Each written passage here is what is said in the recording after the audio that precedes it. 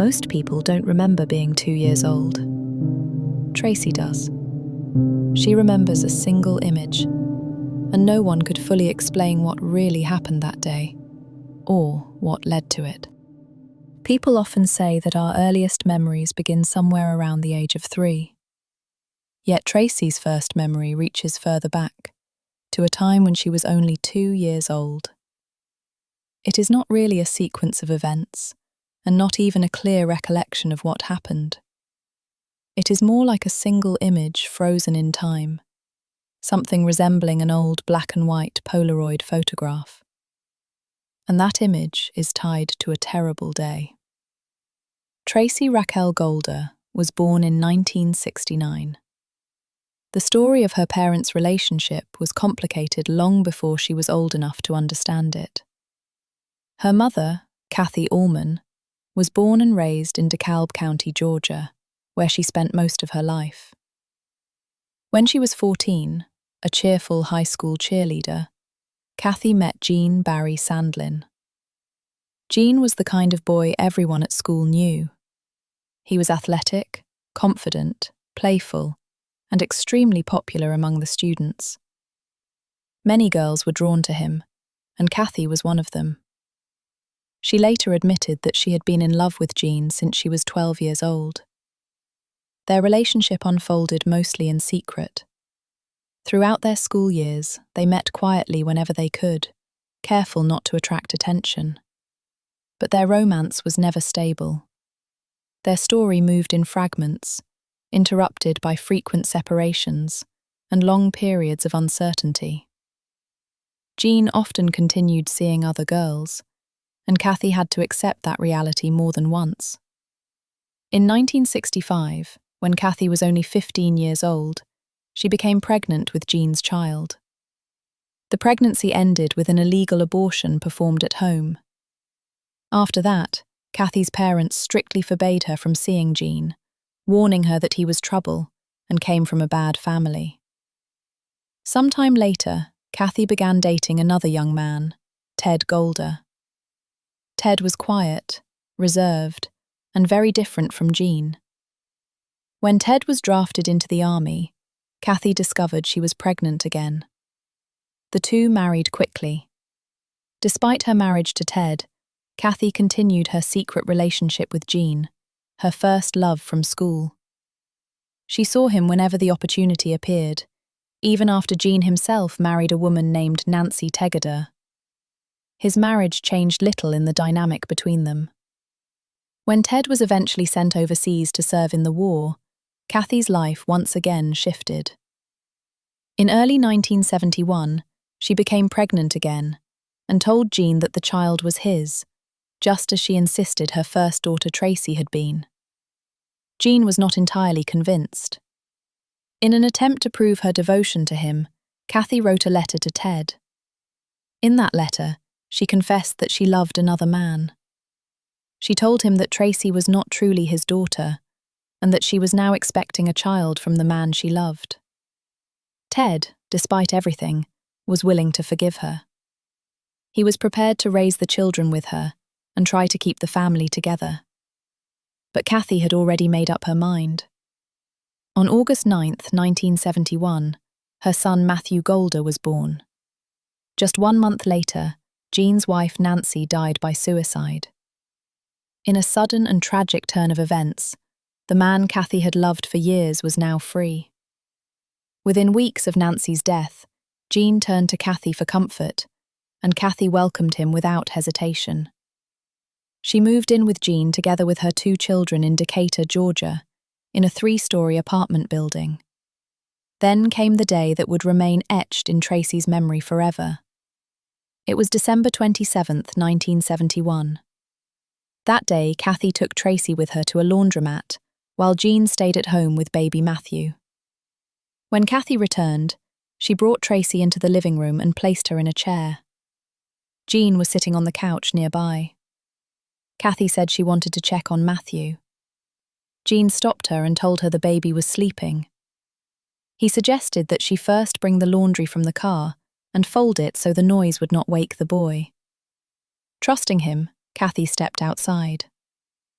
When she returned with the laundry, Tracy was no longer sitting in the chair where she had left her. Kathy began putting the laundry away and walked past the children's room. Inside, she saw something that immediately filled her with dread. Her daughter was standing near the crib, and baby Matthew was lying on the floor, completely unconscious. Kathy rushed toward him, desperately trying to wake him, but he did not respond. Panic quickly took over. The family rushed him to Northside Hospital, the same hospital where Matthew had been born. Doctors quickly performed X-rays. The results were alarming.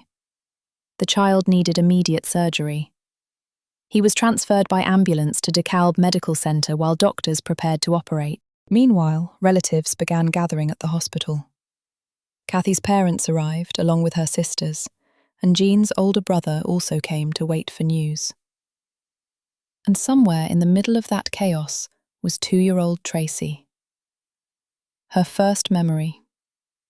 She is standing on the back seat of the family car, holding onto the headrest for balance, while flashes of red and blue light from the ambulances dance across the interior of the vehicle, scattering bright reflections through the dark cabin. That is the image that stayed with her, her very first memory. And then, everything seemed to stop, as if the world had suddenly turned black and white. Matthew was in critical condition. He had multiple skull fractures and a severe brain injury, and his pupils were fixed and dilated. Doctors rushed him into emergency surgery. The neurosurgeon warned the family that the chances of survival were very small. A few hours later, Matthew died. After that, Tracy remembered the days as heavy and grey, and the nights as endless and unusually dark. The loss of the child pushed Kathy into serious mental health problems. 2 months after Matthew's death, Kathy silently took her daughter by the hand and led her out onto the balcony. Then, right in front of Tracy, she jumped from the 2nd floor. Kathy survived, but both of her arms and both of her legs were broken. While she lay in bed covered in casts, she began ordering 2-year-old Tracy to do things around the house, even telling the little girl to cook scrambled eggs for her. By the time Tracy turned 3, the arguments between the adults had become constant. They shouted at each other so loudly that neighbours could hear everything. Tracy was often left alone outside with no supervision. When people later asked her about that time, Tracy said she felt invisible. And then things became even worse. Parental care and supervision were things Tracy barely knew. It is hard for any responsible parent to imagine a situation where a 3-year-old child is left outside alone for long periods of time. One incident happened when Tracy was not yet 4 years old. Jean was taking a shower and called his daughter over. He handed her a cigarette and told her to bring it to Kathy. Tracy either didn't hear him or didn't understand what he wanted, and she simply stood there. Jean responded by pressing the burning cigarette against her skin. By the time she was 5, most of the household responsibilities had fallen on her shoulders. If the electricity or water was cut off, Kathy sent the child to stand in line to pay the bills. Tracy also bought cigarettes and beer for the adults. Another image remained in her memory. A small blonde girl reaching toward the cashier with money in her hand and quietly asking, "Please, can I have a pack of Virginia Slims?" Jean took pills and drank alcohol almost constantly. Kathy often screamed in drunken rage while he beat and assaulted her. Their home was filled with chaos. What had once been a teenage romance had turned into something dark and destructive. During the worst of their fights, Tracy would take a glass of milk and some cookies and sit in front of the television, watching the sitcom The Brady Bunch. It became her small escape from reality. Later, in that same chaotic environment, another child was born, Jason. Most of the time it was Tracy who cared for him. She did everything she could for her mother, yet she never received even the smallest word of gratitude. Nothing at all. The arrival of another child did nothing to calm Jean's aggression. In the middle of the night, He would sometimes appear drunk and force Kathy and the children out of the apartment. They would wander the streets and sometimes sleep wherever they could, even on a park bench. Then he would suddenly allow them to return home, and the cycle would begin again. For Tracy, life was completely unpredictable. Each day seemed to bring a new emotional or physical danger. Kathy, however, was hardly kinder than Jean. Her cruelty simply took a different form. When Tracy was 7, chewing gum became tangled in her hair. When the girl asked her mother for help, Kathy reacted instantly. Without hesitation, she shaved her daughter's head completely bald. Long strands of golden hair fell into the sink. Then she sent the girl to school like that. The most frightening part was that she did it without saying a single word or showing any emotion. Tracy would later recall that no one in the family ever really spoke about Matthew's death. Whenever Tracy asked about her brother, she was always given the same answer, that he had simply hit his head. One day in 1977, while walking home from a store, Tracy said to her mother, "The day after tomorrow is Matthew's birthday. If you don't take me to the cemetery, I will never speak to you again." Kathy was stunned by the request, but the parents never took her there. Instead, that evening, Jean beat Tracy with a belt. Physical punishment of children was not unusual in those days, but what happened in that house was something far darker. It was not discipline. It was cruelty, a relentless desire to inflict pain. Kathy often fell into long periods of apathy. It was as if life simply drained out of her, leaving behind only an empty shell. She showed no warmth, no care, no interest in what was happening around her. Her relationship with Jean followed a strange cycle. At times he behaved like the perfect husband, bringing flowers and paying attention to the family. But at other times, he became frighteningly sadistic and violent. When Tracy was 10 years old, Jean was suddenly arrested. She did not know why or what he had done. She would not learn the reason for many years. For Tracy, however, it felt like the best day of her life. Kathy, on the other hand, withdrew even further into herself. Tracy had already grown used to her mother's emotional distance, but now the silence in the house became even heavier. Still, there was one relief. Tracy was no longer afraid to come home. At school, she was an excellent student and even became a cheerleader. But the weight of her childhood followed her into adolescence. At 14, she was hospitalized and diagnosed with an epileptic disorder. Around that time, Tracy collected a 30-day supply of her anti-seizure medication and swallowed all of the pills at once. In that moment, she believed she would join Matthew somewhere in a better place. She thought that a month's worth of medication would be enough to end her life. But instead, she woke up to the sound of her mother shaking her and repeating in panic, "Oh my God, what have you done?" Later, Kathy would try to use that incident against her. One night, she drove Tracy to a psychiatric hospital and told the staff that her daughter was a danger to herself and possibly to others. Hearing those words shocked Tracy. It felt as if her mother simply wanted to get rid of her. Tracy spent 2 days in that hospital, the worst 48 hours of her life. She shared a ward with children suffering from severe mental illnesses and even with young violent offenders. She was terrified. She was afraid someone might hurt her, afraid even to fall asleep, and she spent every moment watching the other patients around her. Eventually, her Aunt June, Kathy's sister, intervened and took her out of the hospital. Though she returned Tracy to her mother's home, she later helped her find work in her beauty salon. Tracy had worked there before. When she was 9 years old, she swept the floors on Friday and Saturday evenings during the summer. But once she started high school, the job became much more serious, with long hours and real responsibility. Still, one question never left her mind. What had really happened to Matthew?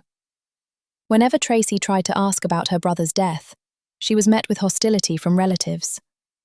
No one wanted to talk about it. Her mother's reaction disturbed her the most.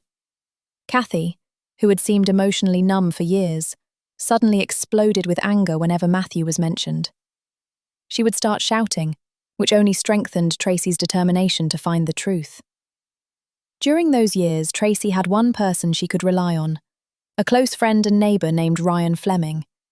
He became her emotional support. Ryan's family had connections within the police, and through them he managed to help Tracy gain access to the official report about her brother's death. She was 15 years old when she finally saw the documents. What she discovered shocked her. There had been no real investigation. Nothing had been done. The report simply stated that the infant had suffered a head injury, had been transported by ambulance from one hospital to another, and had died there. To Tracy, it felt deeply suspicious. A baby had died, yet almost no questions had been asked. She continued living with Kathy until she turned 18. By then, Tracy had a job and managed to rent a small apartment. She moved out and cut contact with her mother.